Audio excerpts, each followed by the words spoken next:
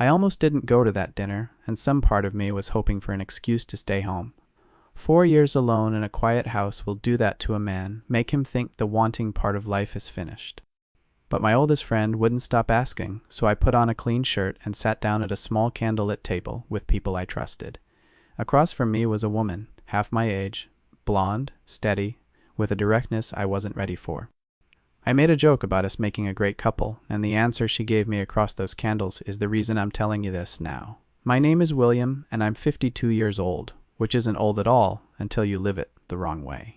I run a small woodworking shop a few miles outside a town I'll not bother to name because the town isn't the point of this story. I build tables and cabinets, and once in a great while a cradle. And the work keeps my hands honest and my mind from drifting into rooms I have no business entering.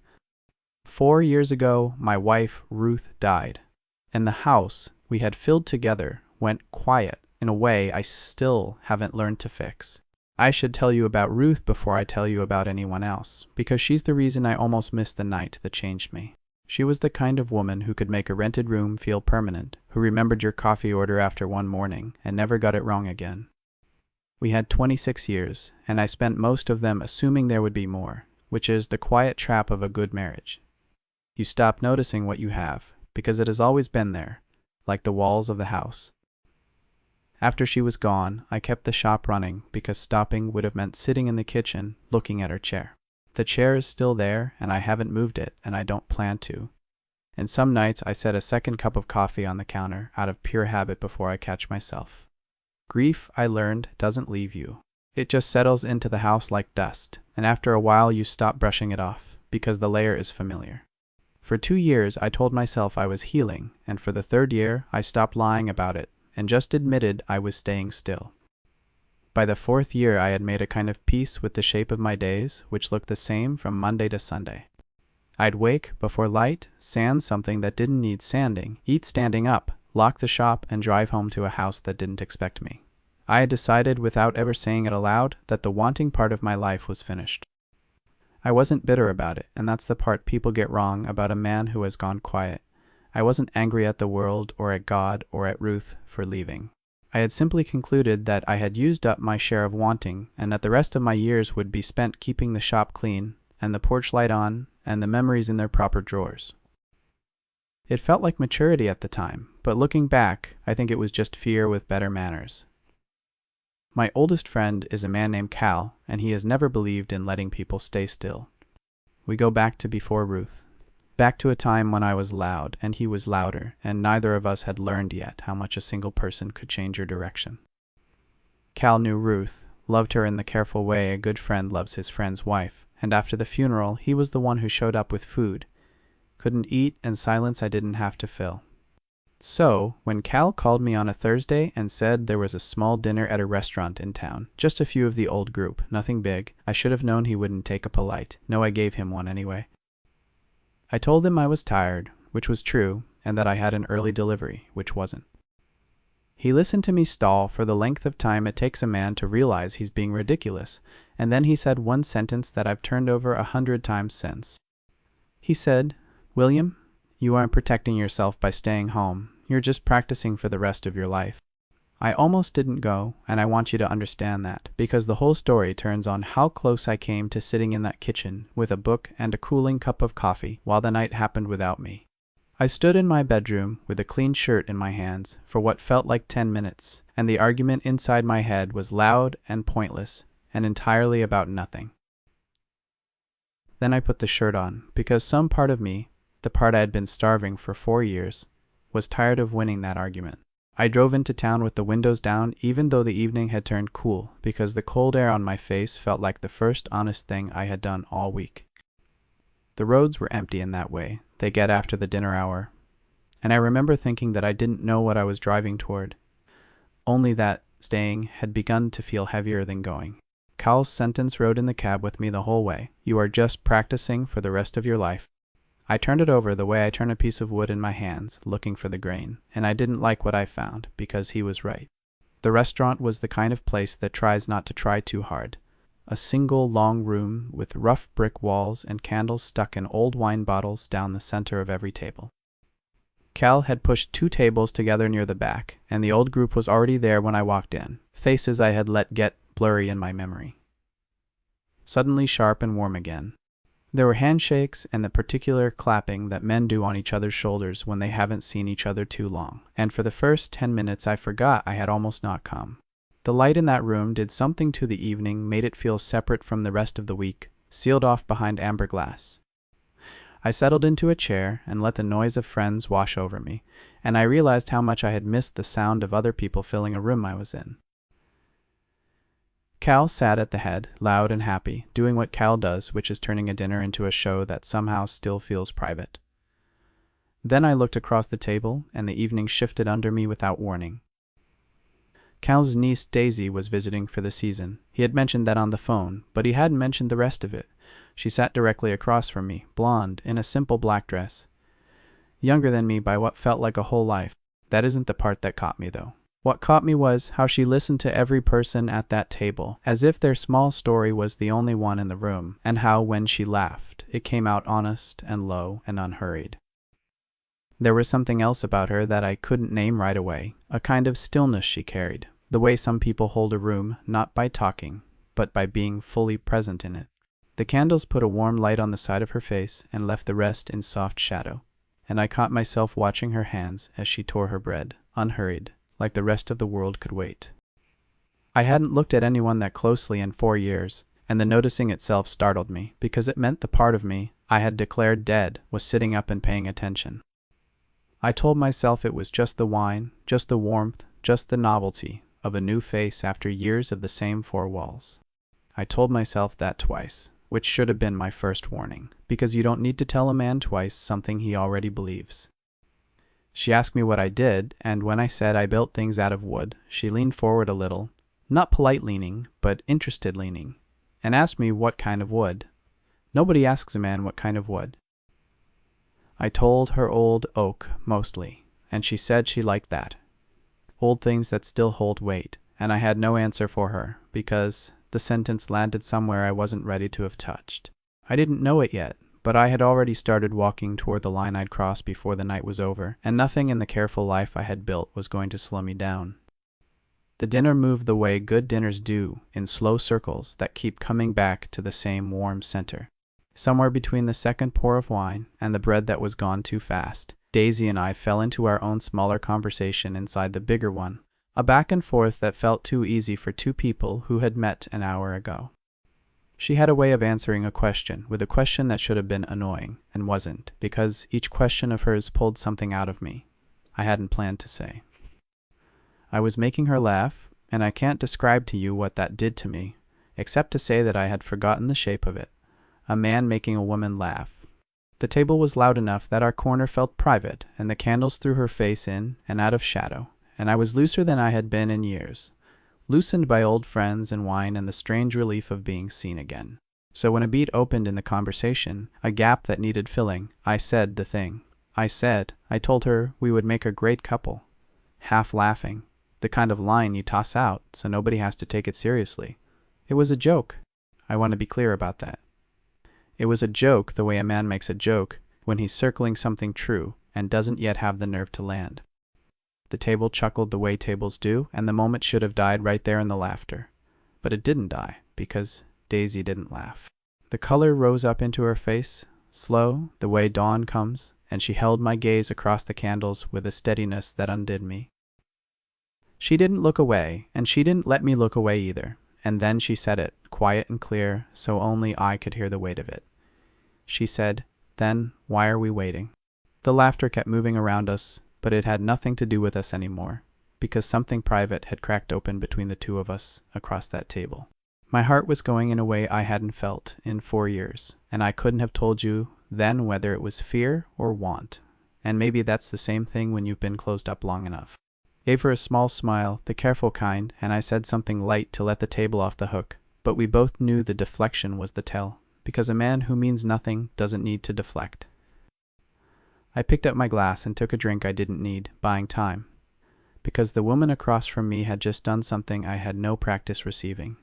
In my marriage, I had been the one who moved first, the one who said the brave thing, and Ruth had met me halfway with a smile that said I was late but welcome, This was different. The brave thing had come from her side of the table, aimed straight at me, and I was the one sitting there. With my careful walls suddenly useless, I excused myself not long after, not rudely, just a man who needed air that wasn't full of candles, and her eyes. In the parking lot, I stood by my truck and let the cool night hit my face, and I laughed at myself once, a short laugh. A 52-year-old widower, rattled by a woman young enough to be his daughter, was a picture I couldn't make dignified.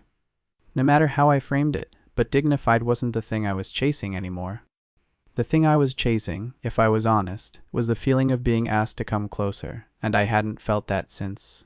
Ruth and I was terrified of how badly I wanted to say yes. Drove home that night with the windows up and the radio off, and her sentence, riding in the cab with me like a passenger who wouldn't get out. Then why are we waiting? I turned it over the whole way home, and by the time I pulled into my dark drive, I had already begun the work of talking myself out of it, because that's the one thing a frightened man gets good at. The next morning I built a case against myself, with the care I give a fine piece of joinery. She was young, I told myself, young enough that the years between us weren't a gap, but a gorge.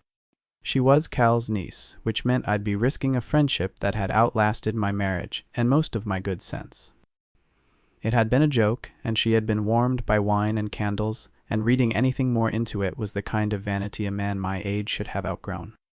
I laid each reason down like a plank, tight and flush, until I had a floor I could stand on and feel steady.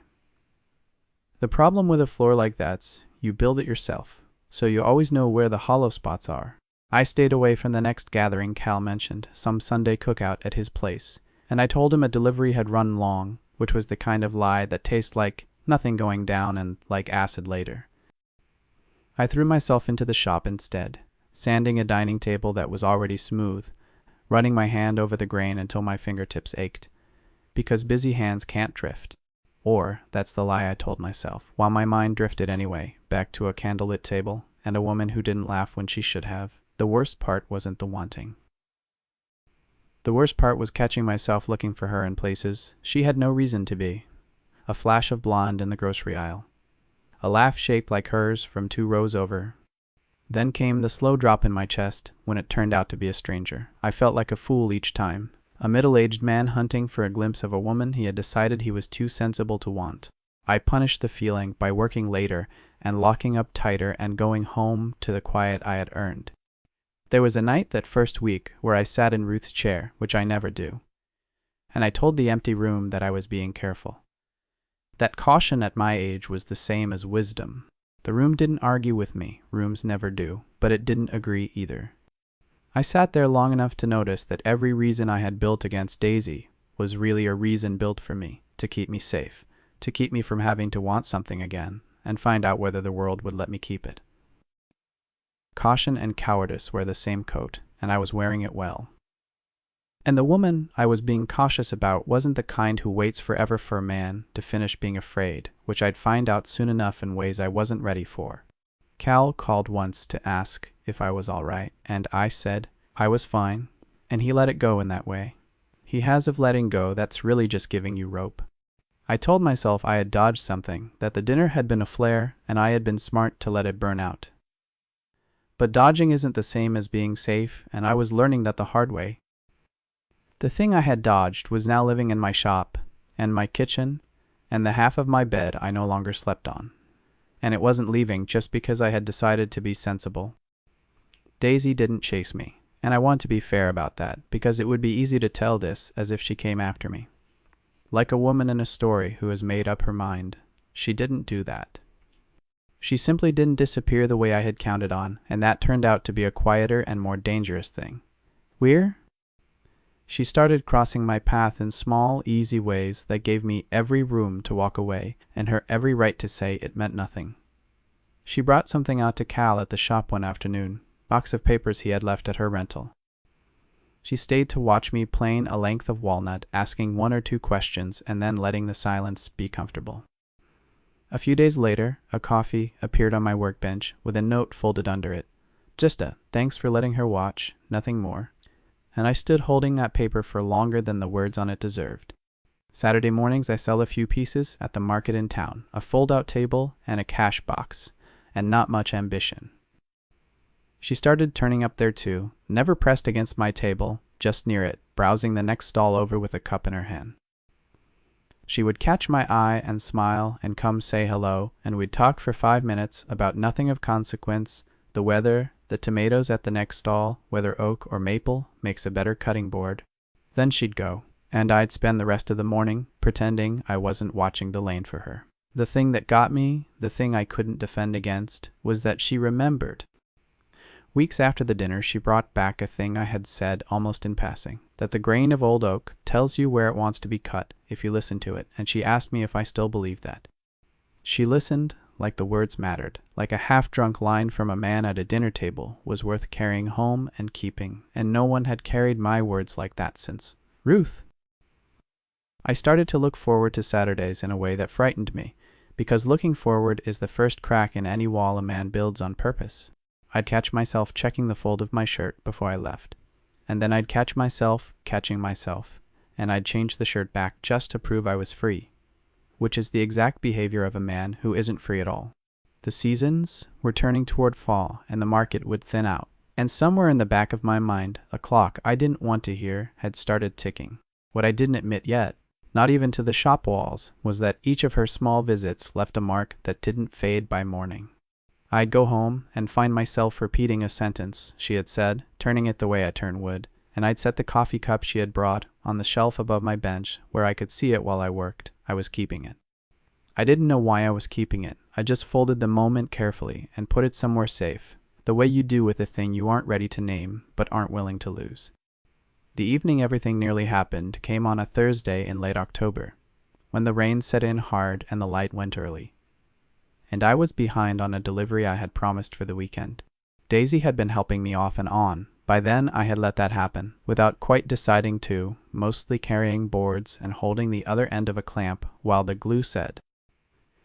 She showed up that afternoon with soup in a thermos and rain in her hair and no expectation of being useful, and I let her stay because by then I had run out of convincing reasons to send her away. We worked until the light went blue outside the shop windows, the two of us moving around each other in a space built for one, and somewhere in those hours the air between us changed the way air changes before a storm, thick and waiting. I was teaching her to oil a tabletop, my hand guiding the rag, and she was close enough that I could smell the rain still in her hair, and the shop was warm and dim, and the rain was loud on the roof, and I wasn't thinking about the table anymore. She turned her head, and we were close. Closer than two people get who are only friends. She was steady, and she wasn't pulling back, and she wasn't pushing forward. She was just there, waiting the way she waited, with that directness I had never learned to brace against. I almost reached for her. My hand came up off the table a few inches, and the want in me was so loud I could feel it in my throat, and for one full breath I was a man who was going to be brave. Then I stepped back. I set the rag down, and I stepped back, and I said something careful, and I want to tell you I don't remember what, but I remember it exactly, because I've punished myself with it since. I told her I didn't want to ruin a good thing, and that she had a whole life ahead of her that I had no business crowding, and that I was flattered. Flattered is the cruelest word a man can hand a woman who has just been honest with him. I meant it as kindness, landed like a door closing in a quiet house, the kind of sound you feel in your chest more than hear. Her face changed, and it wasn't anger, it was worse than anger. It was the look of someone who had set down something real and watched it get picked up and put back on a high shelf where she couldn't reach it. She didn't argue, and she didn't cry, and she didn't slam a single thing. She just folded the rag she had been using, set it on the bench, and said she understood, in a voice that understood nothing and forgave less. Then she picked up her jacket and walked out into the rain, and I stood in the warm shop and listened to her car start in the wet dark. And I didn't move. I didn't move for a long time. The table was half oiled, the rags still held the shape of her hand, and the soup she had brought sat on the bench getting cold. I was exactly where I had been 4 years ago, alone in a warm room that I had made empty by my own choice. The silence in that shop was louder than any silence my house had ever given me, because this one I had built in real time, with my own careful mouth, while a brave woman stood in front of me and asked me to want her, and I said, flattered. I sat down on the stool by the bench and put my face in my hands. Not crying, just a man holding up his own head. And I understood something I had been hiding from for weeks. I hadn't been protecting her from the weight of my years or my grief. I had been protecting myself from the chance that I could want again and have it taken again, and I had dressed that cowardice up as care, and Daisy had seen through it in 1 second, which is why her face had looked like that. She hadn't been hurt by my refusal. She had been hurt by my refusal being a lie, and she was right.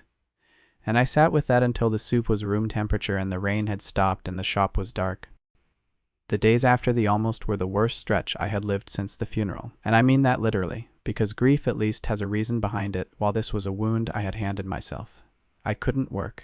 The shop, the one place that had never failed me, now felt like the room where I had sent her away, and every tool on the wall reminded me of a moment her hands had been near it. I drove home early and sat in the kitchen and stared at Ruth's chair, and understood for the first time that I had been using that chair as an excuse for a long time. There is a thing people don't tell you about the dead, which is that after a while you stop grieving them and start using them. I had been keeping Ruth's chair exactly where it was, and her cup on the counter, and her side of everything untouched, and I had called it loyalty. Some of it was, but some of it had become a shield, a way of telling the world and myself that my heart was already full, that there was no room and no need and no right to let anyone new in. The chair wasn't Ruth anymore.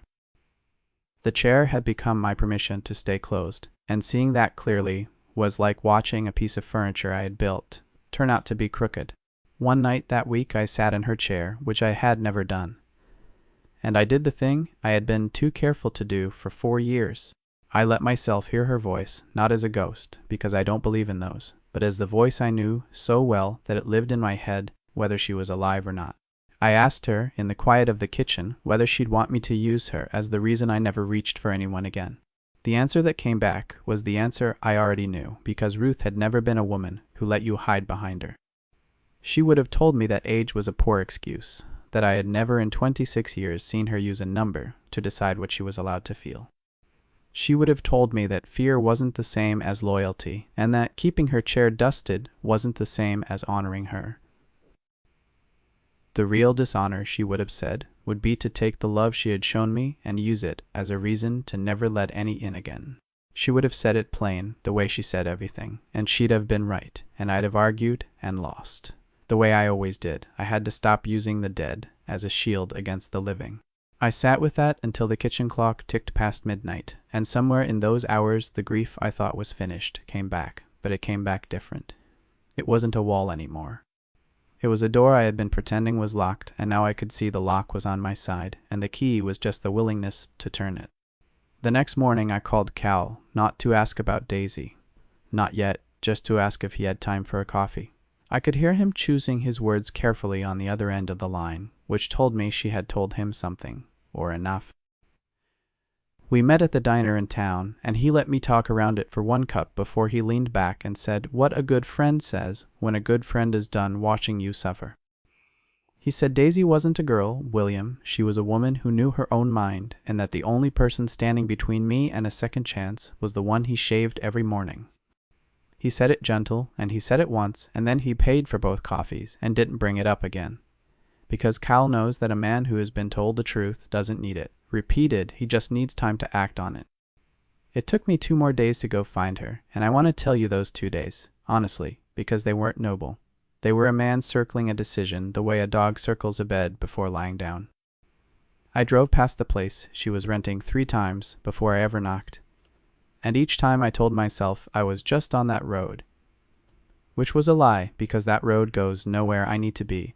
On the 4th try I parked, and I sat in the truck with the engine off, and I told myself the thing I had been avoiding, which was that I wasn't going to stop wanting her by staying away. I was only going to keep wanting her alone.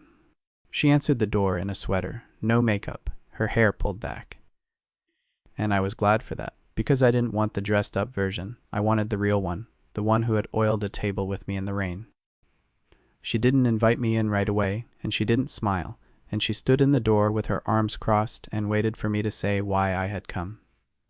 That was fair, because the last time we had been close, I had handed her the word flattered and walked her out into the rain. I told her the truth, all of it, the way you tell a thing when you're too tired to dress it up anymore.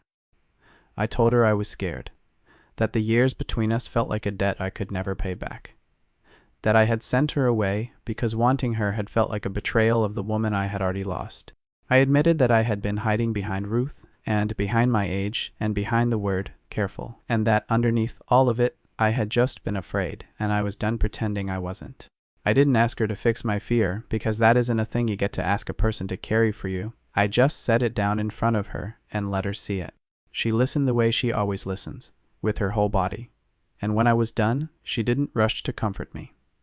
That's one of the things I love about her, that she doesn't hand a man pity when he has handed her the truth. She said she wasn't waiting for the math to make sense, because the math was never going to make sense, not on paper, not to anyone keeping score of years. She said she wasn't waiting for his grief to be tidy, because grief doesn't get tidy, it just gets livable. She said she was waiting for one thing only, and that was for me to decide I was allowed to be happy again. The age and the gap and the years weren't what stood between us. My permission was, and I was the only one who could let it go.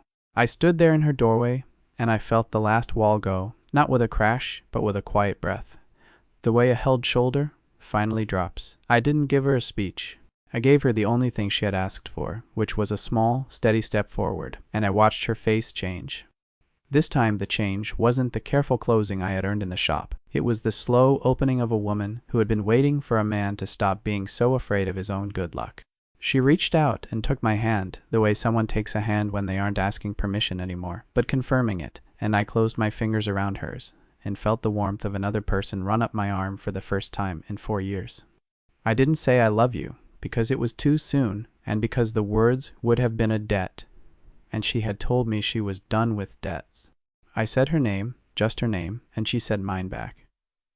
And that was the whole bridge between us, two names, spoken plainly on a porch in the afternoon, and it was enough. What came after wasn't an explosion, and I'm grateful for that, because the stories that begin with explosions are usually the ones that end with them too. What came after was a settling slow and sure, the way a house comes to rest on its foundation, after a long winter, and I lived those first weeks the way you live, a thing you keep expecting to be taken away. We didn't announce anything, and we didn't explain ourselves to anyone. The people who mattered, Cal and the old group, figured it out on their own and said nothing, which is the greatest kindness a small town can offer. Two people who are finding their footing. The first real change was my kitchen. I started setting out 2 cups in the morning without thinking about it, and then thinking about it, and then not minding that I was thinking about it. Daisy brought her laugh into that room, and her habit of reading aloud whatever was printed on the cereal box. And slowly, the quiet that Ruth had left behind got filled in with new sounds that didn't erase the old ones, but lived beside them. The shop changed too, in the small way a place changes when someone else's rhythm gets folded into yours. She started leaving a thermos on the bench on the mornings she came by, and I found myself sweeping the floor before she arrived, which I never did for myself, because a man will do for a woman what he won't do for his own comfort. The wood didn't care, but I cared, and the caring felt less like work than like coming back to life. The first time I kissed her, it was by her car, at the end of an evening, under the porch light at my house. And it wasn't a crash, it was an arrival. I leaned down and she leaned up, and the kiss was soft and unhurried, and it tasted like the end of a long wait. When I pulled back, I felt less like a man who had fallen, and more like a man who had finally gotten where he had been going all along. It felt like coming home, except the home wasn't the house, the home was her. I noticed one morning that the house was no longer silent in the way that used to swallow me. The chair was still there, and I still didn't move it, but it didn't run my life anymore, because the living part of the house had grown back up around it. The wanting part of my life hadn't been finished. The way I had sworn it had only been waiting for me to stop being so careful. And now that I had stopped, the whole place felt like it was breathing again. There is a small image I carry from those early days that I think will stay with me longer than the big moments. We were sitting at my kitchen table, just the two of us, nothing on it but 2 mugs and the morning light coming in slantwise. And I reached across and took her hand, and she let me, and neither of us said anything, because nothing needed saying. It was the same gesture as the dinner, a hand reaching across a table, except this time there was no joke in front of it and no fear behind it, just the plain fact of 2 people who had decided to stop waiting. Her hand found mine across the table, and this time neither of us pulled back. If this story warmed your heart, leave a comment and tell me which moment stayed with you longest, because I'll be back here with another one soon, and I'd like you to be here for it.